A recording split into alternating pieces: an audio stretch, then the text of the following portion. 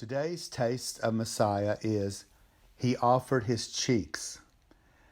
Lamentations 3:25. The Lord is good to those who wait for Him, to the soul who seeks Him. It is good that one should hope and wait quietly for the salvation of the Lord. It is good for a man to bear the yoke in his youth. Let him sit alone and keep silent, because God has laid it on him. Let him put his mouth in the dust. There may yet be hope. Let him give his cheeks to the one who strikes him, and be full of reproach. For the Lord will not cast off forever. Though he causes grief, yet he will show compassion according to the multitude of his mercies. These verses become accurately telling considering the fate Yeshua was to endure. Yeshua did wait quietly for what was to happen to him, and he was salvation. The yoke was put on him as a youth by his Abba in heaven.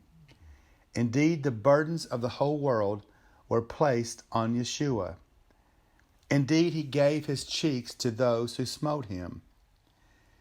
In Isaiah 50 verse 6, and we've talked about this in previous tastes, he says, I offered my back to those who beat me, my cheeks to those who pulled out my beard.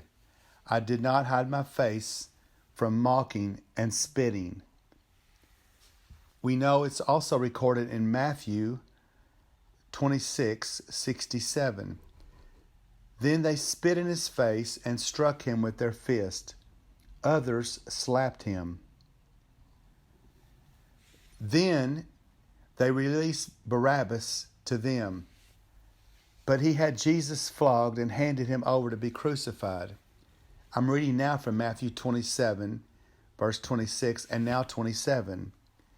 Then the governor's soldiers took Jesus into the praetorium and gathered the whole company of soldiers around him. They stripped him and put a garment on him, and then twisted together a crown of thorns and set it on his head. They put a staff in his right hand. Then they knelt in front of him and mocked him. Hail, King of the Jews, they said.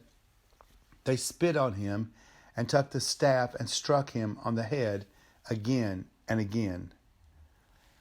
As Lamentations says, God will not cast him off forever. After Yeshua paid our sin debt, your sin debt, he sat down at the right hand of the throne of God. Jeremiah 3:12 says, For I am merciful, says Yahweh. I will not remain angry forever. And then finally, Hebrews chapter 12, verse 2. Looking unto Yeshua, the author and finisher of our faith, who for the joy that was set before him endured the cross, despising the shame, and is set down at the right hand of the throne of God. I hope today you will look toward Yeshua.